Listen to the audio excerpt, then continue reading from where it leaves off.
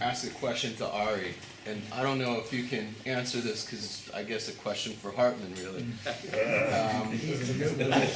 And it's about the difference between teaching children and adults maybe.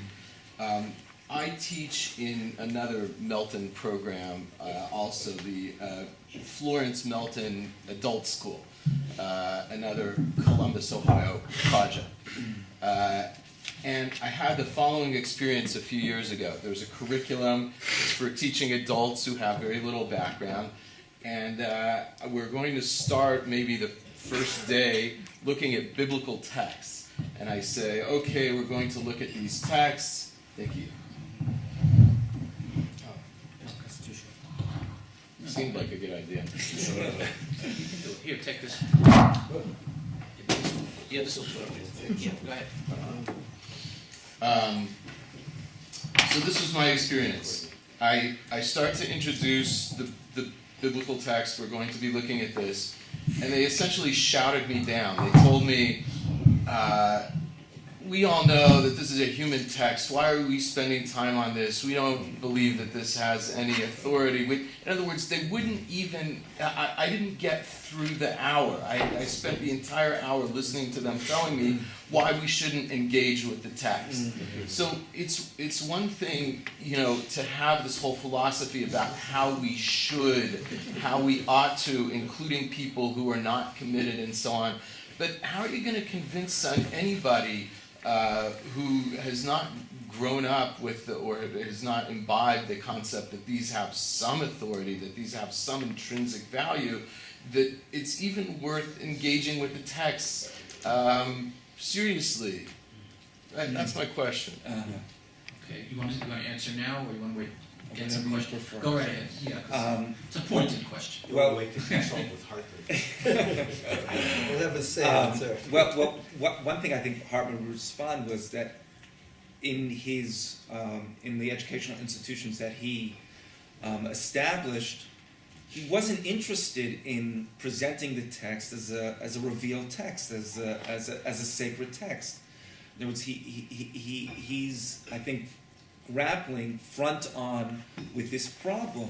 That's why I think he believes you have to have a non-hierarchical approach where the text isn't, where the goal of the text is not to create, where the goal of the study is not that they accept the authority of the text, but rather that they see that the text is interesting and relevant and connected to their own experiences, to their own concerns and sensibilities. So why not Shakespeare?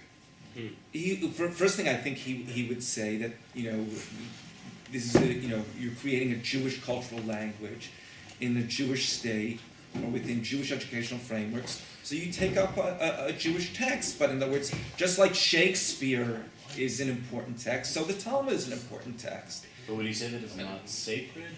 I think, if I can interject for 1 minute, not necessarily from Hartman in this way is very similar to another thinker, a very secular thinker, Menachem Brinker, who talks about the sense of Jewish identity as identity with an extended family, a family which is extended through place and time. And then the question becomes, can I learn the language through which the family debated its way through history? Because when they do come to Melton, they do come wanting to be part of a kind of a sense of solidarity, belonging. This is how people talked about the Jewish future, or the Jewish past, or the Jewish present, or the Jewish future. This is how they debated values. This is the language they spoke. It started here, continued here. And if you want to be part of that, then there's, we have to learn how they talked. Let's learn how our forefathers talked about the kind of issues that concern all of us, past, present, and future. I'm going to try and talk a little bit myself when I get to my own talk, but I think that would probably be one of the ways in which Hartman and Brinker could probably agree. Okay, there are other questions. I'm sorry I interjected. Robbie. I was skipping over No. So I have a question for Michael and a comment. Maybe the comment first. Although your name was not written in bold, you gave a bold talk. I would like to build on it with some bold thinking about Pshat. When Nechama used to talk about right and wrong, and I got many lo yitachen, What I said with her. That is good. Yes, Harris. No, she called me Raphael. That idea that there's a right and a wrong, I would suggest humbly, as an addendum to what you were saying, it's rooted in a conception of Pshat that originates with Saadia's interaction with Karaites and Muslims. And it is a strictly, Mediterranean phenomenon originally. When we talk about Rashi into Rashbam and beyond the northern French understanding of Pshat, it's rooted in a Talmudic discourse that incorporates Davar Acher in a Midrashic construct so that the northern Europeans could talk about, as Rashbam does famously, Pshatot, not the Pshat. I only came upon all this years after Nechama had died, so I could never discuss this with her. But it's if one contrasts Ibn Ezra in the Middle Ages, in the 12th century, and his concept of Pshat with Rashbam's virtually contemporary understanding of Pshat, there are two different universes of discourse. And it would, I think, enrich what you're trying to point out to sort of take that into context. That being said, you kind of, derech hagav at the end, referred to Nechama's Pshat, or Nechama teaching Pshat at some point. I wasn't sure if you were off book or it just kind of crept in. And I wanted to hear what you had to say about that, because my ears perked up, because I don't think it's Pshat at all. I wrestle that with the seminary rabbinical students who think that Rashi's Kshaim are actual biblical Kshaim. It's very hard for them to make a distinction between those two things. But if you could illuminate what you were thinking of, I would really appreciate that. I think what I was trying to focus on really was Pshat as the modality of her teaching, rather than saying that's the only thing that she's interested in. I mean, obviously when you read her Yonim or Gidonot, she's very interested in Midrash, and she also has what I personally actually find the weaker part of her contribution, relatively weak, is she obviously also relates to the Tanakh and Midrash and Parshanut as a source of moral teaching. I find the moralizing dimension, which is particularly present in the books and the Union, as a weak part. But obviously, as an educator, it was very important to her. So I'm not trying to say that what she's only interested in teaching is Pshat, but I'm pointing out a dimension in her teaching, which was the modalities that are Pshat, of looking to read properly. It could be not necessarily just is Rashi's Pshat but what's the Pshat in Rashi? What is Rashi saying? Right, so it's a modality, it's a pedagogical when she was mode. talking about close reading, Yeah. this I just don't remember. Would she consider close reading an equivalent term of Pshat? I think so. I think she, if I can interject for a minute, she used to do a literary philosophical reading of the text and reach her own view of what she thought the best interpretation was by what she did as close reading. And she would pick and choose her interpreters by virtue of what she thought was the best reading, and then lead the student to her best reading by way of playing them off, one with each other. It's clear she wasn't interested in the composition of the text. She was interested in its reception, if we're going to use those kind of terms, but by very virtue of using Parshanut. But when she had her own literary philosophical reading, she was very literarily and philosophically oriented. I once had a discussion with Michael, I remember years ago, I don't know if Michael remembers it, that what Nechama actually did is a practical way of teaching Machshavet Yisrael to people who are not philosophically inclined, by redoing a literary philosophical reading of traditional authoritative texts, and thereby entertaining philosophical ideas through Parshanut. You told me that. I don't know anything about it, I don't think of it as particularly philosophical. But since I was figuratively out the microphone, I just wanted to refer a little bit to the earlier discussion, a little bit. First of all, your experience might surprise me a little bit, because I think there's lots of settings in which, when it's set up in the right way, where you put aside any dogmatic assertion of the value of the text, that people are actually find it, precisely as adult learners, find it something very interesting to engage in. The other thing to point out is that this thing of that Ari referred to Hartman's desire to include, as it were, the non-professional. Although I would say that he seems to have a bias in favour of very clever people. Wealthy. Well, that's like cleverness, but of course it goes back to Rosenzweig, who wanted as teachers in his Beit Midrash precisely people who that wasn't their day job, and it also reflects the Levinas, because Levinas' self-image is I'm not a Talmudist, and he often begins by apologizing that he's not a Talmudist and he's giving a Talmudic reading, but I think his point is that this is an age which requires precisely people like him to offer interpretations, and specifically to exclude, in a way, the rabbi on the one hand and the professional scholar on the other, each one for their own reasons, and to give the lay reader priority, and that's the educational need of the moment from this point. It struck me as I was listening to the different wonderful presentations this morning that there's a kind of unifying thread, particularly in the sense of the power of process, the power of the performative, right? So in whether it be in the sense of the moral process as the cultivation of empathy, Allah Nusbam, and so forth, or Michael, as you were talking about the interpretation as a modality of performance, and Ari, as you were just talking about the Hartman's essential, comparing Hartman to Dewey's model of that kind of lived nature, that there's a kind of experiential dimension, we might say, right, to this vision of the oral realization or reperformance of the textual that contains the textual in the sense that it's realizing the previous texts and actualizing their innovations, but that there's a kind of participation in the, whether we call it the Torah Shebaal Peh, whether we call it a kind of lived performative experience that the interplay between the oral reception and tradition and the foundational text becomes one of a kind of transformation of the interpreter, such that the interpreter becomes bound up in a kind of reaccessing of the Sinaitic revelation. Right?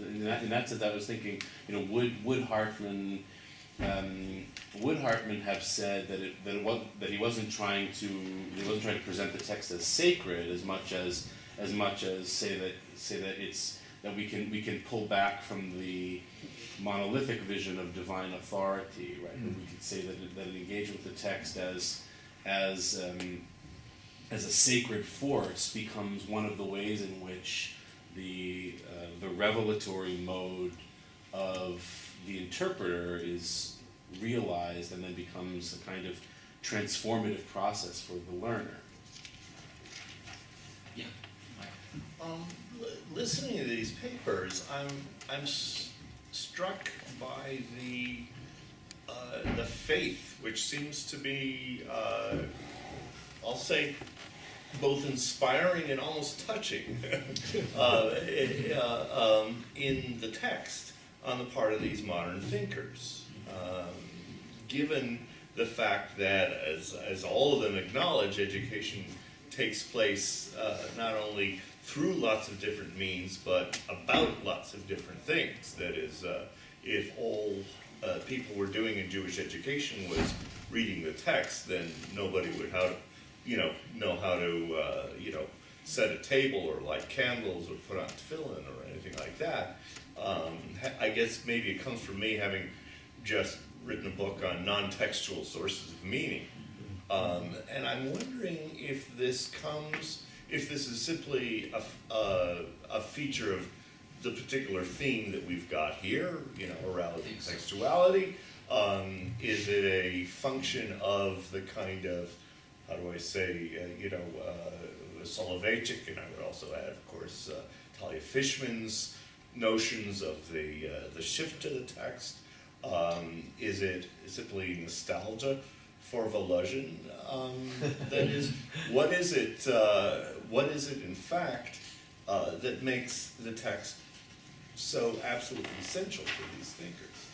Interesting. It almost sounds like a bizarre question because it seems so obvious to us that Jewish education should, you know, really go, how do I say, back to the sources.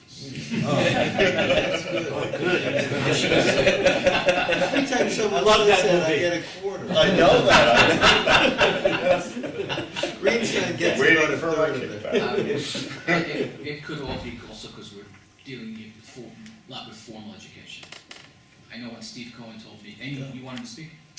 Yeah, I thought it might come back to Josh's, where you started, where the session started with that comparison between a text about shaming and picking the right wine to go with a meal. And I totally get the point that you were making, that and I completely accept the way that you were saying that those are the same in terms of applying a situation to something.